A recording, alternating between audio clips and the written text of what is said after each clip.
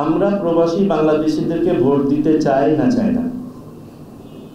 যদি আমাদের প্রবাসী বাংলাদেশিদেরকে ভোট দেওয়ার ভোটের আওতায় আনতে হয় তাহলে তো কোনো না কোনো পদ্ধতি অবলম্বন করতে হবে। এবং বিশ্বের আমরা যেটা বলেছি, আমরা 178টা দেশ স্টাডি করে দেখেছি 115টা দেশ তারা কোনো না কোনো পদ্ধতি অবলম্বন করছেন।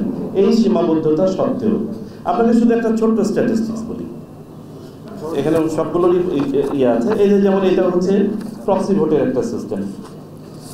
আমরা দেখেছি পৃথিবীতে প্রায় 25টা বা তারও ততোধিক দেশ প্রক্সি ভোট ইয়ে করছে, এবং এক একজন, যেমন কারোর জন্য হয়তো শুধুমাত্র পেশেন্ট বা যারা হসপিটালে আছে বা ডিসেবল বা ওল্ড এজ যাদের, তাদের জন্য আছে দেশের ভিতরে বাইরে। কেউ যেসব মা সন্তান সম্ভবা তাদের জন্য রেখেছে, স্টুডেন্ট যারা বিদেশে শিক্ষারত আছে বা নিজ শহরের বাইরে আছে তাদের জন্য রেখেছে। বিভিন্ন ফোর্সেস, বিশেষ করে আর্ম ফোর্সেস, পুলিশ, আপনার ইয়ের সাথে যারা আছেন কারাগার ব্যবস্থাপনার সাথে, তাদের জন্য আছে।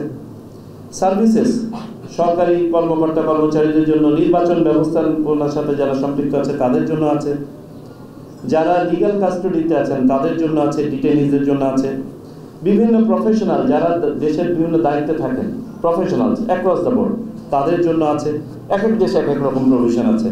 যারা বিদেশে অবস্থান করছেন কোনো যৌক্তিক কারণে তাদের জন্য আছে। এখানে আসে প্রবাসীর বিষয়টি।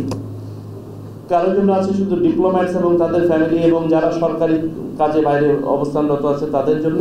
কিছু কিছু দেশ আছে সবার জন্য উন্মুক্ত।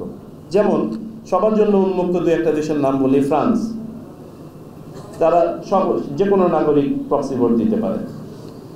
নেদারল্যান্ডস, যে কোনো নাগরিক প্রক্সি ভোট দিতে পারে। Switzerland, UK.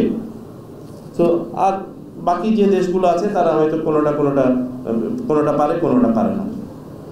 তো এগুলো হচ্ছে আমাদের ওপেন সোর্স থেকে প্রাপ্ত তথ্যের আলোকে। এর মধ্যে ছোটোখাটো ভুলভ্রান্তি থাকতে পারে, বাট এটা হচ্ছে আমাদের গবেষণার ফল। তো আমরা যে পদ্ধতি অবলম্বন করি না কেন, আমরা যদি মৌলিক প্রশ্নে বলি ইয়েস, যে হ্যাঁ আমরা প্রবাসীদেরকে ভোট দিতে চাই, তাহলে আমাদেরকে কোনো না কোনো পদ্ধতি অবলম্বন করতে হবে, চেষ্টা করতে হবে ওই পদ্ধতির যে সীমাবদ্ধতাগুলো আছে সেগুলো যতটুকু সম্ভব কমিয়ে নিয়ে আসা।